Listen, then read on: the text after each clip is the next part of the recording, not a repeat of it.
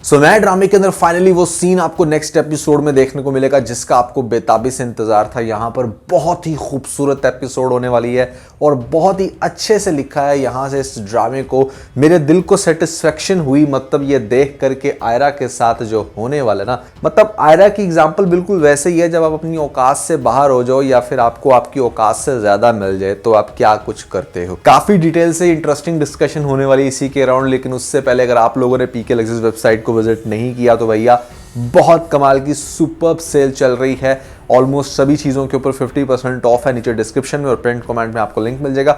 अभी जाएं अपनी मर्जी का वास फ्लावर या फिर ऐसे में लैंप खरीदने के बाद हमें अपना फीडबैक देना मत भूलिएगा। PK Luxus. We don't sell crap. अच्छा, लेटेस्ट एपिसोड में ना ये सीन मुझे बड़ा मजे का लगा जहां पर हमारे अंकल ने बड़ा जबरदस्त किस्म का रोस्ट किया है आयरा को। आप भी जरा गौर से सुने। यूं मुलाजमों से छोटी हरकतें करवाना आपकी पर्सनालिटी पे सूट नहीं करती। मेरी पर्सनालिटी को तो बहैसियत बहू तुम भी सूट नहीं करती।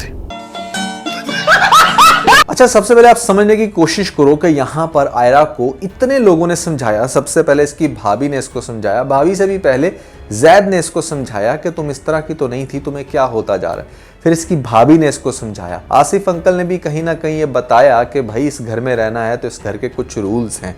इन सारी चीज़ों को एक साइड पे करके वो उसके ओपोनेंट के पास जा रही है और वहां पर जाकर भले अपनी क्लैरिफिकेशन देने की ही कोशिश कर रही है। फिर भी वो इंसान इसको इतनी अच्छी बात बताता है कि तुम्हें आसिफ के आगे खड़ा होने की जरूरत नहीं है, तुम अपना घर बसाओ। सबसे जो बेस्ट लाइन थी ना इस एपिसोड की वो ये थी कि जहां पर उसको कहता है कि बिजनेस ऐसे चल जाते हैं, बिजनेस में उतार चढ़ाव होता रहता है, बिजनेस में कंपटीशन भी चलता है, कोई जीतता है कोई हारता है, लेकिन रिलेशनशिप्स ऐसे नहीं चलते, घर ऐसे नहीं चलते। घर में किसी एक को सरेंडर करना पड़ता है। इसलिए बड़ा ज़रूरी होता है कि हस्बैंड वाइफ में कोई एक डोमिनेंट हो। अगर दोनों ही डोमिनेंट होंगे ना तो 99% यहाँ पर उनका रिलेशन नहीं चलने वाला। अब आयरा जो है ना वो कंटिन्यूसली, मतलब जो ठीक है आपका साथ नुकसान हुआ, जो इंसान चला गया वो दोबारा आने तो नहीं वाला। उसकी रूह को भी अगर आप सुकून पहुंचाना चाहते हो तो एटलीस्ट अपनी जिंदगी में सुकून रखो, किसी के साथ खाम खा की पंगेबाजी ना करो। लेकिन ये बात आयरा को समझ नहीं आ रही। और पिछले 2-3 रिव्यू से जब ये बात अपने व्यूवर्स को मैं समझाने की कोशिश कर रहा था तो वो भी ये कहते कि नहीं आप आयरा के खिलाफ कुछ ज्यादा ही बोल रहे हो, आयरा बहुत अच्छी है। लो भैया देख लिया आपने क्या कुछ करने लग रही है। ऐसे में उसने स्पेसिफिकली एक आंटी को हायर किया अपनी को कि भाई आप आए, आसिफ अंकल की दूसरी बेगम बनके मैं उसकी इंसल्ट करवाती हूँ, सारे घर वालों के सामने ये तमाशा बनाती हूँ कि हाँ इसकी तो दूसरी बेगम है। मतलब ये तो कोई गुड्डा गुड्डी का खेल हो गया ना कि हाँ आपने किसी के साथ भी शादी कर दी और वो इतना पावरफुल इंसान जो बिल्कुल चुप करके बैठेगा। पहले तो मतलब जिस दिन ये आई है लेटेस्ट एपिसोड में उसी टाइम इसको बंदे पीछे भेजने चाहिए कि जाओ जरा पीछा करो, देखो ये कौन औरत है, किस मोहल्ले से है, कहाँ से है। ये काम तो उसके बाएं हाथ का खेल था, पता नहीं इसने क्यों नहीं किया।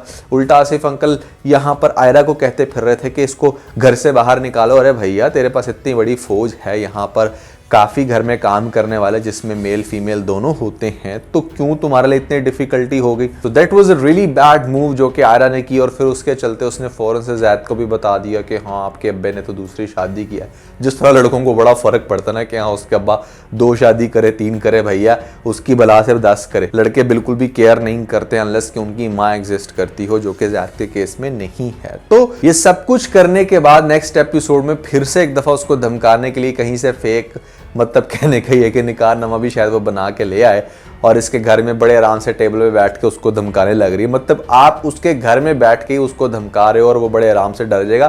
किस चीज़ से डराना चाह रहे हो भाई? इतने बड़े बिजनेसमैन किसी एक औरत से नहीं डरते कि मतलब हाँ ऐसे में कोई ये क्लेम करे कि मैं वाइफ हूँ आपकी तो वो इतनी आराम से शटल नहीं हो जाते। ऐसा नहीं होता कि मतलब उनके पैरों के नीचे से ज़मीन निकल जाएगी।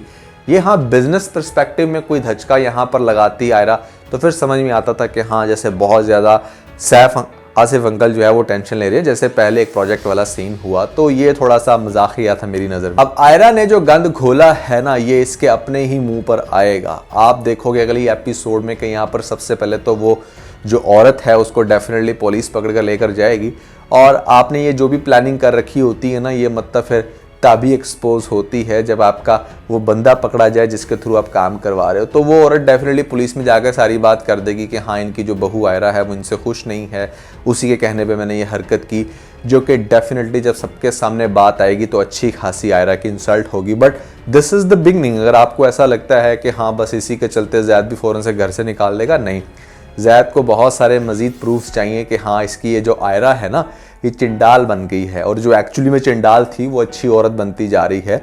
इस चीज़ का एहसास उसको मजीद 2-3 एपिसोड्स के बाद होगा, जहां पर अब्रप्टली जो उसने अपने आप को ठीक करने की कोशिश की या फिर अपने एग्रेशन को, अपने गरूर को दबाया हमारी मुबश्शरा ने, वो एक्चुअली में उसके लिए बड़ी अच्छी, बड़ी पॉजिटिव चीज़ साबित होगी। और मेरे ख्याल से रियलिटी में भी आपको इस चीज़ से थोड़ा सा इंस्पायर होना चाहिए कि अगर आप वक्ती तौर पे अपने गुस्से को दबा लेते हो, अपने गरूर को थोड़ी देर के लिए एक साइड पे कर देते हो, तो इसमें आप ही का फायदा होता है। बड़े बुरे तरीके से बेचारी हमारी आयरा यहाँ पर बदनाम होगी और ये वो दूसरा स्टेप होगा कि मतलब एक तो वो थोड़ी सी वैल्यू देना शुरू हो गया ना मुबश्शरा को, फिर थोड़ी और देगा, फिर मुबश्शरा कोई और चवल मारेगी, फिर उसके बाद मजीद वो मुबश्शरा को ज़्यादा वैल्यू देगा और इस तरीके से बहुत अच्छे से डिफ्रेंशिएट कर पाएगा कि एक बेगम मेरी क्या कर रही, जिसको मैं बड़ा सेंसिबल समझता था और जो एक्चुअली में थोड़ी सी ब्लंट थी, वो किस हद तक बेहतर हो गई है। बहुत सारे लोग स्टार्ट में ये क्लेम करते थे कि मतलब हम लोग चाहे कुछ भी हो जाए, मुबश्शरा ने जितनी बदतमीजी कर दी है ना, हम उसका कपल बिल्कुल भी नहीं देखना चाहते कि वो ज़ैद के साथ जाके बने।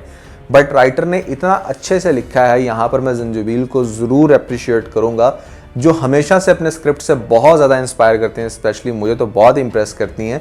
मैं इनका ये जब ड्रामा स्टार्ट हुआ था तो बड़ा हैरान हो रहा था कि यार ऐसा कैसे हो सकता है कि इस राइटर ने ये ड्रामा लिखा हो, जिसने पास्ट में इतने इंटरेस्टिंग ड्रामे लिखे हैं, इस ड्रामे के अंदर कोई थ्रिल क्यों नहीं आ रहा। तो वो थ्रिल मतलब इंटरवल के बाद था, वो सारे सीन हमें अब देखने को मिल रहे हैं कि मतलब जिस तरह से कैरेक्टर्स अपनी लेयर्स एक्सपोज कर रहे हैं और अब आयरा का इस तरह से हो जाना बिल्कुल ही स्टूपिड और मुबश्शरा का ठीक हो जाना, that is a very interesting script. I must say कि हमें ड्रामा देखने का बहुत ज़्यादा मज़ा आ रहा है। बेहतर होता कि अगर शुरू की 5-6 एपिसोड्स इतनी बोरिंग ना होती जितनी बोरिंग इस ड्रामे की दिखाई गई। कितने लोग इस चीज़ से एग्री करते हैं, कितने डिसएग्री, कमेंट्स में मुझे ज़रूर बताइएगा। और अब मैं ज़रूर उन लोगों को कॉल करना चाहूँगा जो ये कहते थे कि हाँ आयरा का लास्ट में जाके हमारे किसी भी तरह से बस ज़ैद के साथ कपल बनना चाहिए। भैया अब आप लोगों के क्या है विचार, क्या आप लोग समझते हो कि आयरा अभी भी डिज़र्व करती है ज़ैद को, या फिर अभी आपने मज़ीद कुछ सीन्स देखने हैं जो कि डेफिनेटली पिक्चर तो भी बाकी है, बहुत सारे इंटरेस्टिंग सीन हैं जो आपको ये प्रूफ करेंगे कि हाँ क्यों ज़ैद ने आयरा को छोड़ा और फिर मुबश्शरा के साथ ही अपने आप को सेटल डाउन किया। That's my production. But what do you think about this drama? Do let me know in the comment section. तो मैं ड्रामे की जो कल की एपिसोड आएगी उसके रिव्यू के बाद मैं आपको एक बड़ी ज़बरदस्त किस्म की प्रेडिक्शन देने वाला हूँ कि आगे से स्टोरी एक्चुअली में कंक्लूड किस तरह से होगी। तो जो लोग मेरा ये वाला रिव्यू थर्सडे या फ्राइडे को देख रहे हैं तो अब दूसरा रिव्यू भी आ चुका होगा, वो भी लाजमी देख लीजिएगा। इसके अलावा भैया आप लोग मुझे ज़रा सजेस्ट करें कि अब जो नए ड्रामे आए हैं ग्रीन एंटरटेनमेंट पे ख़ास तौर पे, उनमें से कौन सा ड्रामा ऐसा है जो आपको बड़ा ठक करके लग रहा है and you guys want me to make reviews on that. तो भाई कमेंट्स में मुझे ज़रूर बताइएगा। Yes I totally understand reviews थोड़े से कम हो गए हैं पहले की निस्बत, बहुत कम टाइम दे रहा हूँ मिस्टर मालिम को फॉर मैनी रीजंस, बस ये सॉर्ट आउट हो जाएगा। थोड़ा सा मुझे मजीद टाइम चाहिए, थोड़ा सा मजीद कॉपरेट आप लोगों की तरफ से। अच्छा अगर आप लोगों ने मेरी ये लिस्ट नहीं देखी तो भैया बहुत ही इंटरेस्टिंग लिस्ट है ऊपर ड्रामों की, जल्दी से लिंक पे क्लिक करके वीडियो देख के अपना फीडबैक मुझे ज़रूर दीजिएगा।